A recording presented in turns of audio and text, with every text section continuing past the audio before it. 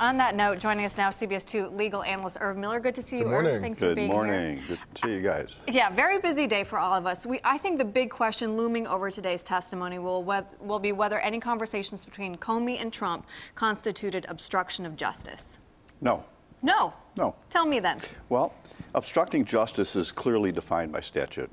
And what everybody's saying that could have been the obstructing justice was basically saying to Comey from Trump, hey, give Flynn a break. You know, why don't you just give him a... He's a good guy. That's not obstructing justice.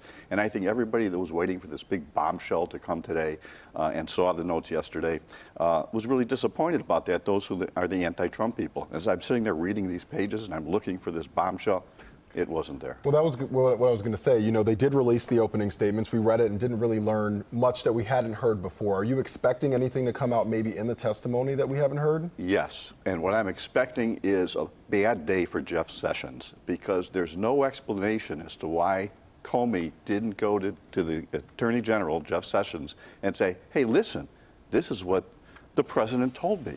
Because that is what he should have done. After each one of these meetings, besides taking his own notes, he should have gone to his boss, the Attorney General. He didn't. The question is why?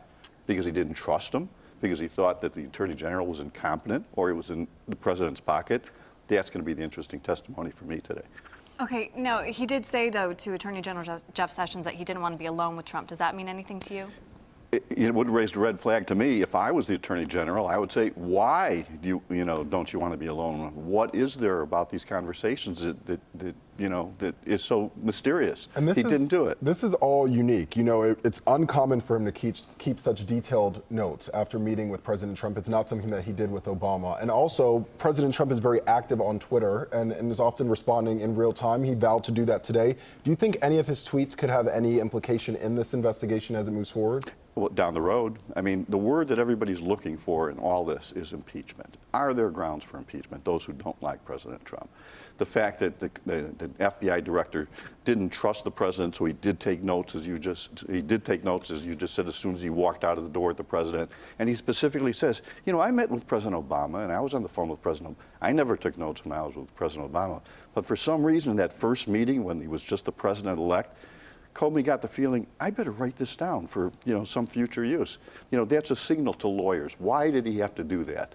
I think that'll be interesting. I hope one of the senators asks him about that today.